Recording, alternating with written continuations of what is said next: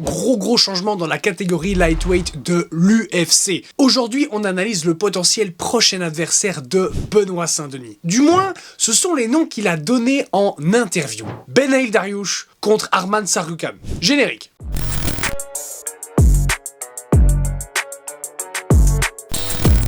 Ce samedi a eu lieu un événement UFC Fight Night avec comme combat principal, comme main event, deux noms qui suscitent beaucoup d'intérêt chez BSD. Arman Tsarukyan, né en 1996 en Géorgie. Ah, 96 comme moi. Sauf que on n'a pas du tout la même carrière.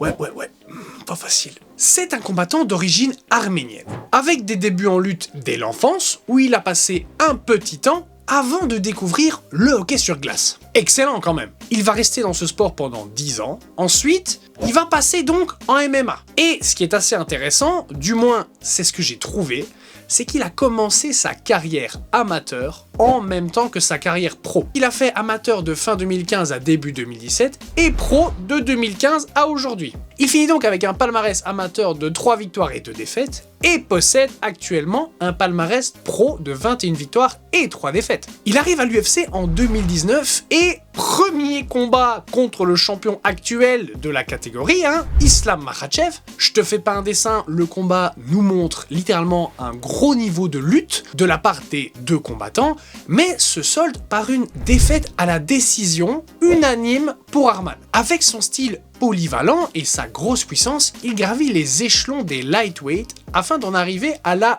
8e place contre son adversaire du jour, Beneil Dariush, 4e de la catégorie. Né en Iran et déménage avec sa famille aux États-Unis à l'âge de 9 ans, il commence le jiu-jitsu brésilien en 2007. Sachant qu'il est né en 1989, ça lui fait 18 balais et obtient sa ceinture noire en seulement foutument 5 ans. Il gagne les Worlds IBJJF en nogi, donc les championnats mondiaux IBJJF sans kimono, à la ceinture bleue, violette et marron. Autant dire que le bagage au sol est solide. En même temps que ça, il fait son chemin en MMA. Il arrive à l'UFC en 2014 et de nouveau gravit les échelons de la catégorie lightweight jusqu'à la 4e place. Si on regarde son palmarès pro d'un peu plus près, sur 22 victoires, il a eu 8 soumissions, 9 décisions unanimes ou partagées et 5 KO. Donc concrètement, on peut déduire, attention, c'est de la déduction pure, que ce n'est pas un finisher de base. Après, il sait le faire sans souci,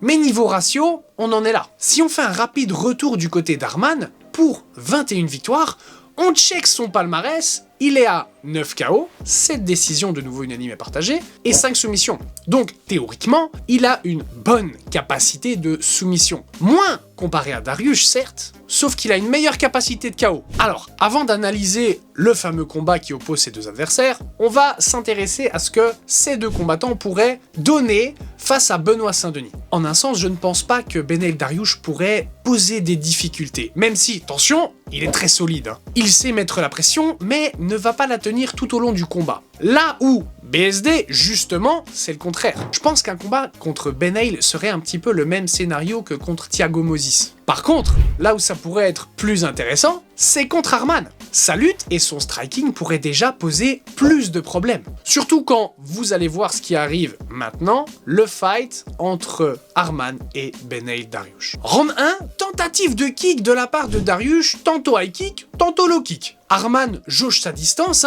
et en profite pour marquer quelques points avec ses jabs. Juste derrière, on a une tentative de charge de Beneil Dariush, mais Arman reste bien à distance et en sécurité. Les deux combattants sont très réfléchis. Il n'y en a pas un vraiment qui décide de foncer tête baissée. Quand tout à coup, Arman lance un jab-jab crochet pour ensuite clincher Dariush et envoyer un gros genou droit suivi d'un cross, mais un cross bien violent qui couche Beneil. Il le termine en ground and pound et l'arbitre vient arrêter la rencontre. Quelle victoire expéditive de la part d'Arman et qui, grâce à ça, rentre dans le top 5 de la catégorie. Je vous laisse deviner quels sont ses projets. Une revanche contre le champion. Une revanche contre Makhachev. Selon ses mots, c'est un combattant d'un tout autre niveau. Quand on a combattu, j'avais 22 ans, mais maintenant, j'en ai 27 et je vais le foutre KO. Alors, après avoir vu cette prestation, que penses-tu de ses potentiels adversaires ? qui donnerait, selon toi, hein, le plus de mal à Benoît Saint-Denis? Ou alors, est-ce qu'il les massacrerait complètement tous les deux? Je suis curieux de lire ton avis en commentaire. Bref, comme d'habitude, ce fut un plaisir de te présenter ça. Si ça t'a plu, tu sais quoi faire. Abonne-toi, like, partage. Nous, on se retrouve dans une prochaine vidéo.